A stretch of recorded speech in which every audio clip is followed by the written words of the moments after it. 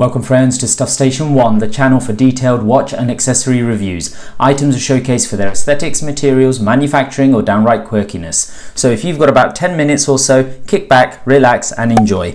Now, today's focus is really on my loves and loathes concerning the Grand Seiko SBGA211, otherwise known as the Snowflake. Now, to jump straight into it, the things that I love about the watch, obviously, it's that killer dial, okay? The textured dial, the highly bright and polished indices that you see there. There's so many angles on there, really plays with the light fantastically. I really love the framed date window. I think they've done, or rather executed that to a really high standard, and it just really sort of sets the date aperture off really nicely.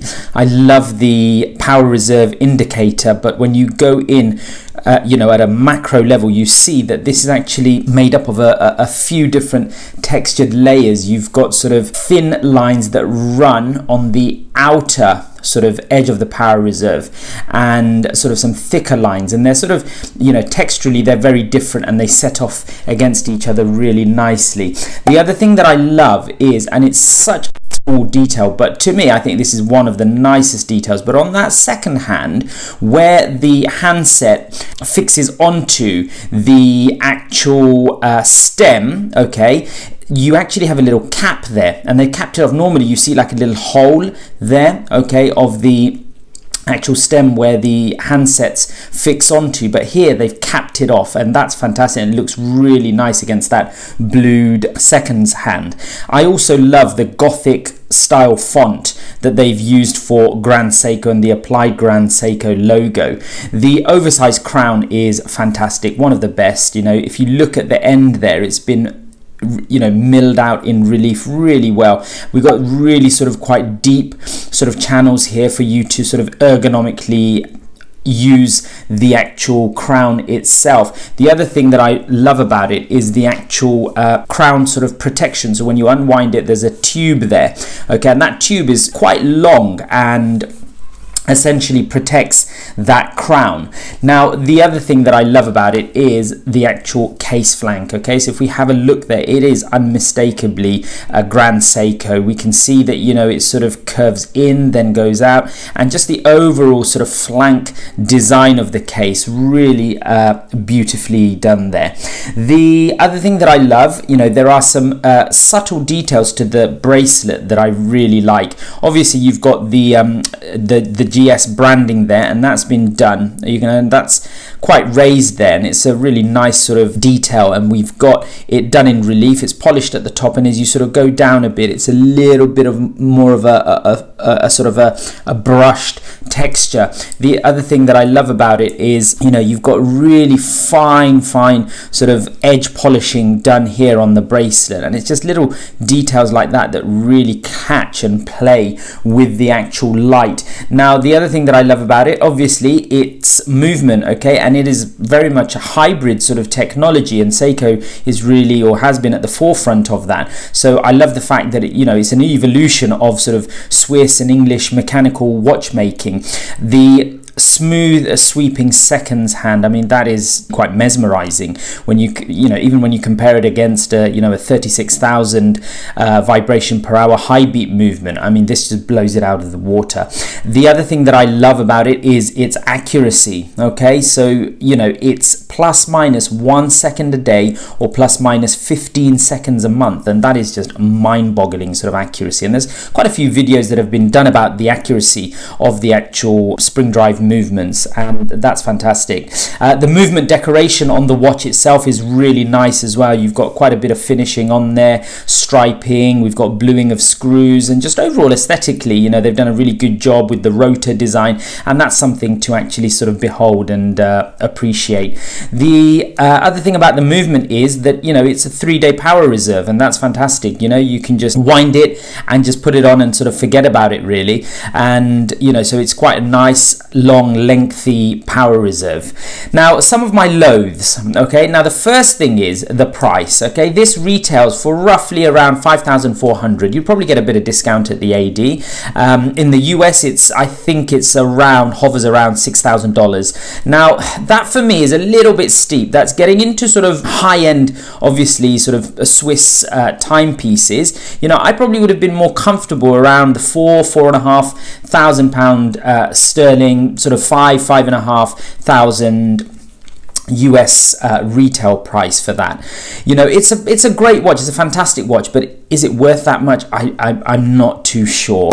Okay. The other thing that, you know, I'm enamored by it. You know, I do like the Zaratsu polishing, but there's so much that has been made out about this sort of polishing that, you know, I don't really see any difference between it and some of the sort of the big players within the Swiss industry. So, you know, whilst it's very good, I don't see how it is any different. Where I see the difference is on the dial. Okay, I think the polishing on the dial of those indices is just something else. I haven't really seen that reflected in some of the Swiss pieces that I have. Moving on, the lightness is something that bothers me, and I know some people have said that, you know, the lightness is there to sort of give it that overall sort of feeling of, you know, light sort of snow falling, okay, and I understand that, okay, but, you know, the lightness is a problem. If you're used to wearing sort of fairly heavy watches, dive watches, this may well, you know, feel very sort of strange on your wrist, okay. Now, the other thing, obviously the use of high intensity titanium adds to that lightness, and that for me is just a very odd choice. Okay, now titanium is a material that really should be reserved for ultimate sort of, you know, tool watches and for use in aerospace and used within the human body for replacement bones and joints. I don't quite see it sort of here aesthetically. It is quite dull, and the other thing that I've noticed is when you get your fingerprints on it, it dulls even more, and it just leaves such a not a nice tone to the actual metal. You know, with stainless steel, it sort of holds the fingerprints a lot better, but on titanium I just find it sort of makes it look dull even more. So that's the issue that I have with the titanium. The other issue is with the pin and collar system. I mean, that is so outdated now. It's, you know, quite unreasonable to be offering that now. I think they could have developed this a bit more, so they could have, you know, done the threading into the titanium, but hey ho, we've got pin and collar system there.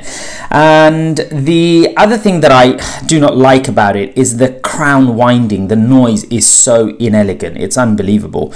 Okay, it just sounds like it feels very grainy, and it's really loud. And if you're one of those people, when you wind your watches, you like to sort of listen to it, this is not the one to listen to. The other thing that I'm not a big fan of is that spring drive font. Okay, I love the Gothic font there. I just think it just looks a bit odd. Okay, and they've added, you know, the font and some information at the bottom, and I know Seiko have always done that, but this just totally messes up that dial to me. It looks like, you know, the printing has gone a bit wrong there with the really small fonts. Okay, so I think those two elements, they could have pulled it off slightly better.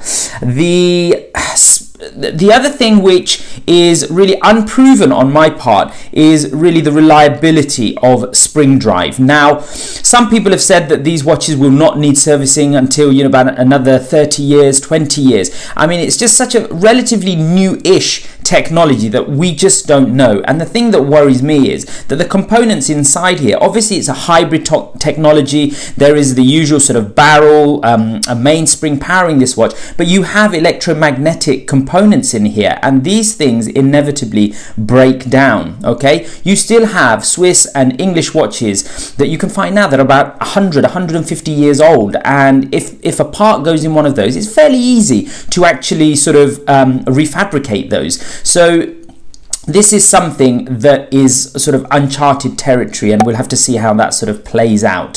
So that's really my overall sort of loves and loathes regarding the actual Grand Seiko. So if you've enjoyed the video, then please consider subscribing, liking and sharing, and leaving any comments by pressing some of the buttons below. So many thanks and goodbye for now.